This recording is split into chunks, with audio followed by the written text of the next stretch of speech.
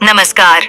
आप देख रहे हैं आज की खास खबरें, जहां हम आपको बताएंगे देश और दुनिया की 15 सबसे बड़ी सुर्खियां।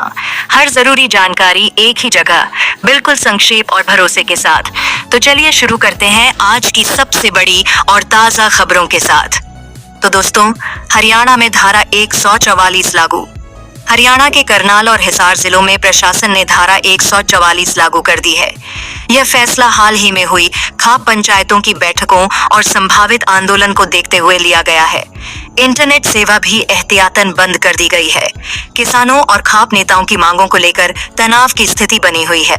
सरकार स्थिति पर नजर बनाए हुए है और किसी भी अप्रिय घटना से बचने के लिए सुरक्षा बलों को तैनात किया गया है। बिजली संकट बढ़ा।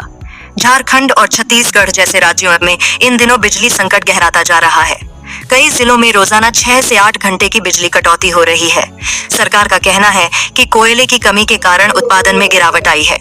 वहीं जनता गर्मी में परेशान है और व्यापारी वर्ग भी नाराज है। विशेषज्ञों के अनुसार कोयला आपूर्ति को जल्द बहाल नहीं किया गया तो यह संकट और बढ़ सकता है। यूपीआई लिमिट में बदलाव। भारतीय रिजर्व बैंक आरबीआई ने यूपीआई ट्रांजैक्शन लिमिट को 2 लाख रुपए से बढ़ाकर 5 लाख रुपए कर दिया है। यह कदम डिजिटल भुगतान को और अधिक सशक्त और सरल बनाने के उद्देश्य से उठाया गया है। खासकर स्वास्थ्य, शिक्षा और बिजनेस से जुड़ी बड़ी रकम के लेन देन को आसान बनाने के लिए यह बदलाव किया गया है। इससे आम उपभोक्ता और छोटे व्यापारी दोनों को फायदा मिलेगा।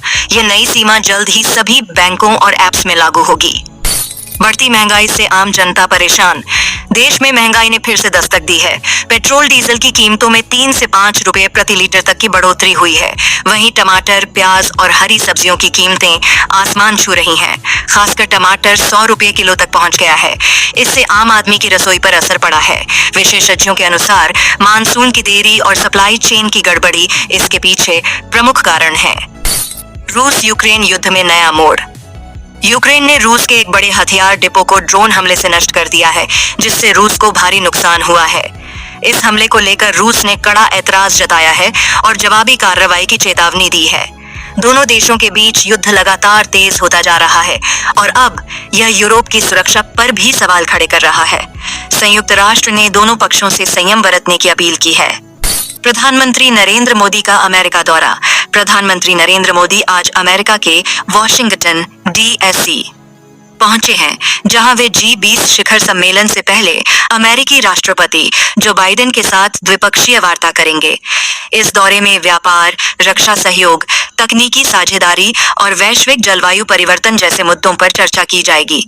पीएम मोदी भारतीय प्रवासी समुदाय से भी मुलाकात करेंगे। माना जा रहा है कि यह दौरा भारत अमेरिका संबंधों को और मजबूती देगा। मॉनसून ने पकड़ी रफ्तार। देश के कई हिस्सों में मॉनसून ने रफ्तार पकड़ ली है। दिल्ली, उत्तर प्रदेश, बिहार, मध्य प्रदेश और झारखंड में भारी बारिश दर्ज की गई।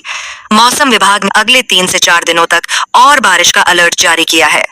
किसानों के लिए यह राहत की खबर है, क्योंकि बारिश की वजह से खरीफ फसलों की बुआई में तेजी आएगी। हालांकि कुछ इलाकों में जलभराव और ट्रैफिक जाम की समस्याएं भी देखी गईं। रेलवे भर्ती घोटाला।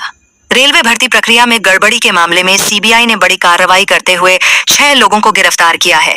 इन पर परीक्षा के प्रश्न पत्र लीक करने और पैसे लेकर उम्मीदवारों को पास कराने का आरोप है।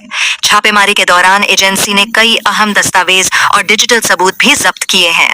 यह मामला हजारों बेरोजगार युवाओं के भविष्य से जुड़ा है, इसलिए सरकार और एजेंसियां इसे गंभीरता से ले रही हैं। नीट यूजी विवाद। नीट यूजी 2025 की परीक्षा में कथित पेपर लीक और अनियमितताओं को लेकर सुप्रीम कोर्ट ने एनटीए, नेशनल टेस्टिंग एजेंसी को नोटिस जारी किया है। छात्रों और अभिभावकों ने परीक्षा रद्द करने और दोबारा करवाने की मांग की है। कोर्ट ने 3 जुलाई को सुनवाई की तारीख तय की है। इस मामले ने पूरे देश में शिक्षा व्यवस्था और परीक्षा प्रणाली पर गंभीर सवाल खड़े कर दिए हैं। छात्रों में चिंता और गुस्सा दोनों देखा जा रहा है। चीन में बाढ़ का कहर। दक्षिणी चीन में लगातार भारी बारिश के कारण बाढ़ जैसे हालात पैदा हो गए हैं।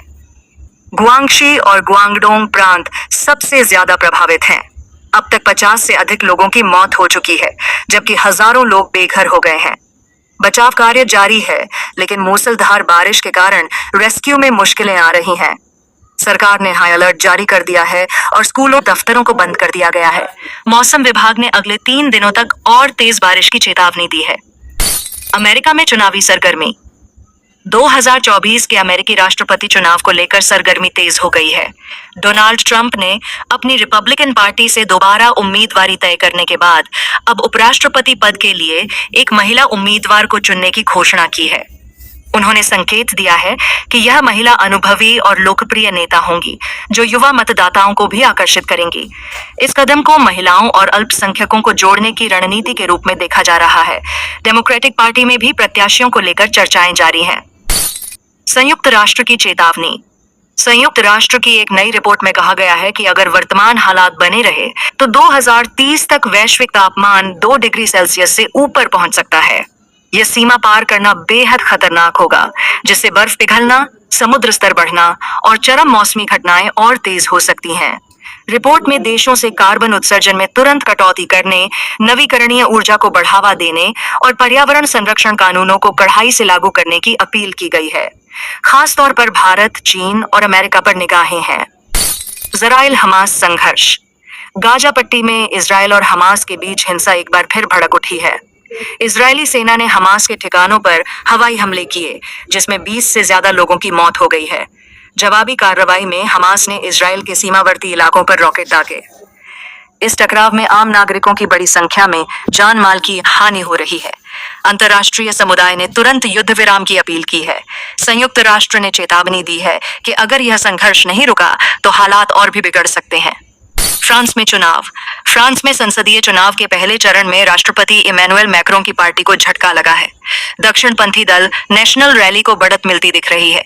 युवा मतदाताओं में बेरोजगारी और आव्रजन को लेकर गुस्सा है, जिसका फायदा विपक्ष को मिला है। चुनाव विश्लेषकों का कहना है कि अगर यही रुझान जारी रहे तो मैक्रों की सरकार को गठबंधन की जरूरत पड़ सकती है। सुरक्षा और अर्थव्यवस्था चुनाव के प्रमुख मुद्दे हैं। अगले चरण में वोटिंग और भी निर्णायक मानी जा रही है। यूरोपीय संघ की नई एआई गाइडलाइंस। यूरोपीय यूनियन ने आर्टिफिशियल इंटेलिजेंस एआई के इस्तेमाल को लेकर नई गाइडलाइंस जारी की हैं, जिनमें बच्चों की ऑनलाइन सुरक्षा पर खास जोर दिया गया है।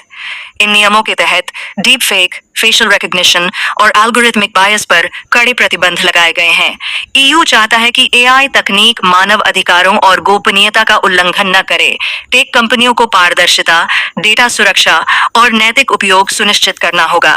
यह फैसला ऐसे समय में आया है जब एआई का गलत उपयोग बढ़ता जा रहा है, खासकर सोशल मीडिया और शिक्षा के क्षेत्र में। आज की खबरें पसंद आई हों तो वीडियो को लाइक करें, चैनल को सब्सक्राइब करें और घंटी दबाना न भूलें। मिलते हैं अगली अपडेट के साथ, तब तक के लिए नमस्कार और सुरक्षित रहें।